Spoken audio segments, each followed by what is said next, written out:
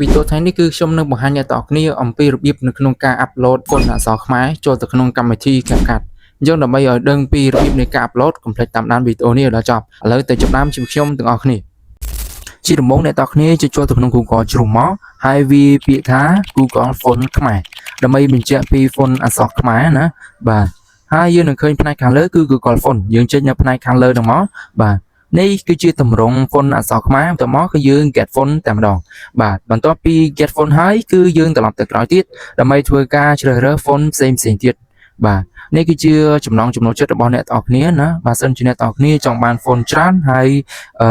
ចង់បានហ្វុនណាដែលស្អាតគឺអ្នកទាំងអស់គ្នាគ្រាន់តែចុចទៅលើហ្វុនហ្នឹងហើយបន្ទាប់មកគឺ get ហ្វុនបាទហើយយើងនឹងសង្កេតឃើញផ្នែកខាងលើគឺកត្រកហ្នឹងបើសិនជាយើងជ្រើសរើសហ្វុនប៉ុណ្ណាឬក៏យើង get ហ្វុនប៉ុណ្ណាគឺវាកើនឡើងប៉ុណ្ណឹងដែរបាទនេះគ្រាន់តែជាការបង្ហាញទេណាគឺខ្ញុំអត់បានធ្វើការ get phone អីច្រើនណាទេបាទបន្ទាប់ពីយើងធ្វើការ get phone អីអស់ហើយគឺយើងនឹងឃើញពាក្យថា download all យើងចុចកន្លែង download all នឹងមកបាទយើងបន្ទាប់ពី download all ហើយយើងនឹងឃើញផ្នែកខាងលើអក្សរ open យើងចុចកន្លែង open នឹងមកបាទបន្ទាប់ពី open ហើយយើងនឹងឃើញអក្សរមួយទៀតគឺ extract យើងចុចកន្លែង extract នឹងទៀតមកបាទបន្ទាប់ពី extract ហើយយើងចុចកន្លែង done នឹងមកបន្ទាប់ពីយើងអាប់ឡូតអីអស់ហើយគឺយើងចូលទៅក្នុងកម្មវិធី CapCut មកបាទហើយយើងចុចកន្លែង add text បាទបន្ទាប់ពីយើង add text ហើយគឺយើងធ្វើការចុចទៅលើ font យើងចុចកន្លែងអក្សរ font ហ្នឹងមកបាទបន្ទាប់ពីនឹងហើយគឺយើងធ្វើការអូសទៅខាងស្ដាំដើម្បីយើងស្វែងរកពាក្យថា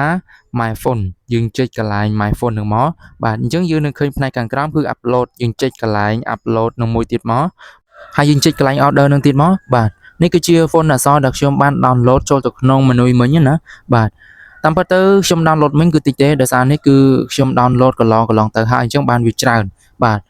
អញ្ចឹងគឺខ្ញុំនឹងធ្វើការ select ទៅលើហ្វុនណាដែលសំខាន់សម្រាប់ខ្ញុំទេបាទបន្ទាប់ពីយើង select ហើយគឺយើងចុចកន្លែងសញ្ញាគ្រីសកន្លែង done ហ្នឹងមកបាទអក្សរ done បាទ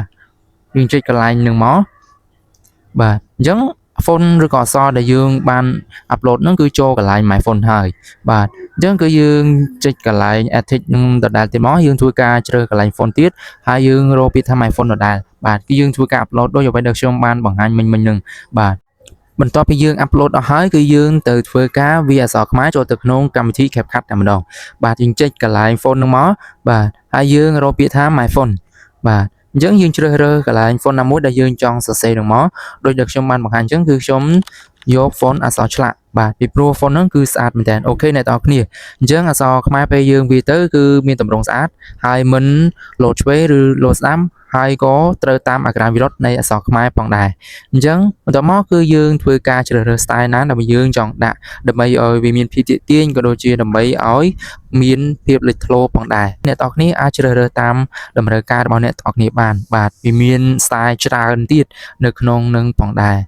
វីដេអូថ្ងៃនេះគឺខ្ញុំមានតែប៉ុណ្្នឹងទេនៅក្នុងការចែករំលែកនៅថ្ងៃនេះហើយខ្ញុំក៏សូមអរគុណអ្នកនរគ្នាដែលបានតាមដានក៏ដូចជាចូលចិត្តគាំទ្ររូបខ្ញុំតាំងពីដើមរហូតដល់ចប់អញ្ចឹងអ្នកដែលអត់ទាន់ follow page របស់ខ្ញុំកុំភ្លេច follow ម្នាក់មួយផងណាបាយបាយ